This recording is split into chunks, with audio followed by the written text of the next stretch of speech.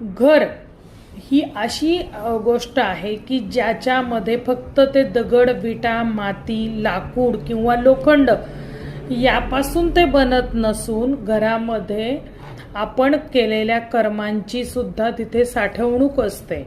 त्याचप्रमाणे तिथे negative energy सुद्धा जमा होतात, पॉझिटिव्ह एनर्जी पण जमा होतात, कारण की तुमची कर्मच ठरवतात की तुम्ही निगेटिव्ह आहात की पॉझिटिव्ह आहात। ते जसं घरामध्ये आपण जे बोलतो म्हणतो ना, वास्तू तथास्तु बोलत असते, त्याची त्या गोष्टी सुद्धा घरामध्ये वास्तू भिंतींमध्ये जमा झालेल्या असतात, कारण की चिऱ्यामध्ये तुमचा ध्वनी जातो, तुमच्या भावना घरामध्ये गुंतलेल्या असतात, तुमचं दुःख, तुमच्या वेदना, तुमचं सुख, तुमचं आनंद, तुमचं भांडण, तुमचा आजार, तुमच्या घरामध्ये जर कुणाचा मृत्यू झालेला असेल तर त्या मृत्यू, त्याचप्रमाणे तुमचं दारिद्र्य, तुमचं यश, तुमचं अपयश, या सगळ्या गोष्टी घरामध्ये दडलेल्या असतात।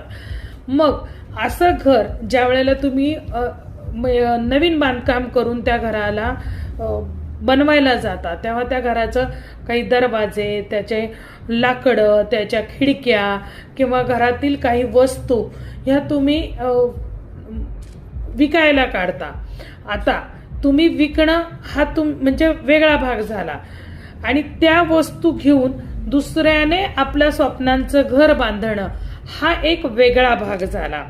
लक्षात घ्या, जरी तुम्ही ते विकत आणलेलं असलं पण ते वापरलेलं असल्यामुळे तुमच्या घरामध्ये त्यांच्या ज्या गोष्टी आहेत त्या तशाच, म्हणजे तुम्हाला त्याचं 80% तरी त्या गोष्टींचा तुम्हाला परिणाम जाणवणार। ते घर जर का शुभ संकेताचं असेल तर तुमची प्रगती होईल। जर का त्या घरामध्ये असा मृत्यू घडलेला असेल, अपयश असेल, बुडीताचं घर असेल, त्या घरामध्ये जर का नुकसान झालेलं असेल तर तुमचं सुद्धा नुकसान 100% होणार आहे, हे लक्षात ठेवा, कारण की तुम्ही त्याच वस्तू तशाच पुढे वापरत आहात, त्यांची पनवती तुमच्या मागे लागलीच म्हणून समजा। म्हणून तुम्ही कुणाच्या घराच्या वस्तू वापरत आहात हे आधी विचार करा, आणि मग दुसऱ्यांनी वापरलेल्या वस्तू तुमच्या घरामध्ये वापरायच्या की नाही हा डिसिजन सर्वस्वी तुमचा आहे।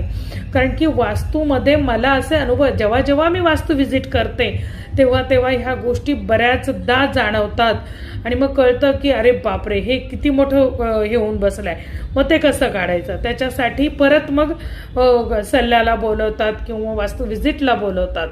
तर असे त्रास तुमच्या घरात असतील तर वेळेत सावध व्हा आणि संपर्क करा।